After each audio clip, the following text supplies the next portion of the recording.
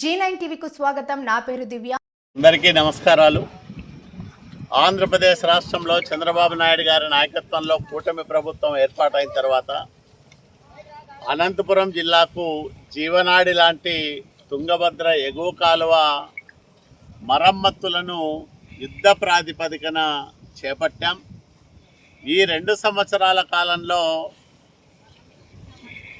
అత్యవసర మరమ్మతులను పూర్తి చేసే పనిలో నిమగ్నమై ఉన్నాం.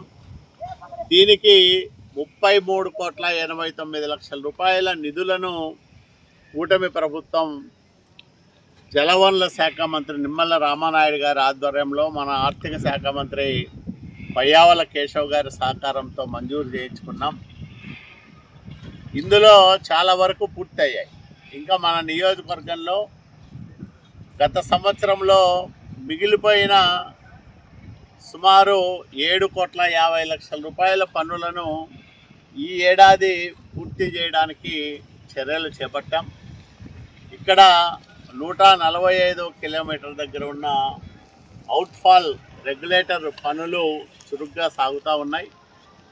దీంతోపాటు ఆగిపోయిన మిగతా పనులన్నింటినీ కూడా ఈ ఏడాది జూన్ ఆఖరు నాటికి పూర్తి చేసే విధంగా ఇంజనీర్లు ప్రణాళికను రూపొందించుకొని పనులను ముందుకు నడిపిస్తూ ఉన్నారు.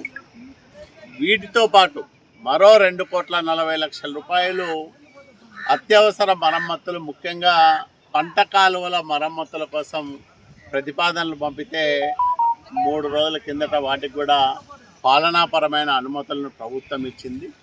దీంతో ఈ ఏడాది 7,50,00,000 ఒక 2,90,00,000 కలిసి దాదాపు 10 కోట్ల రూపాయలు పనులను ఈ ఏడాది తుంగభద్ర ఎగువ కాలువ వ్యవస్థలో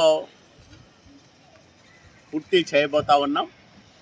దీనివల్ల రైతులకు సకాలంలో నీరు అందించడానికి, ఎక్కువ పరిమాణంలో నీటిని తీసుకున్నా ఎక్కడా ఇబ్బంది లేకుండా నీటిని కిందికి నడిపించడానికి మార్గం సుగమం అవుతుంది. దీనికి సహకరిస్తున్న మా నాయకుడు చంద్రబాబు నాయుడు గారికి రాయలసీమ రైతులు, ముఖ్యంగా అనంతపురం రైతుల తరఫున, ప్రజల తరఫున మనస్ఫూర్తిగా ధన్యవాదాలు, కృతజ్ఞతలు తెలియజేస్తూ ఉన్నాం.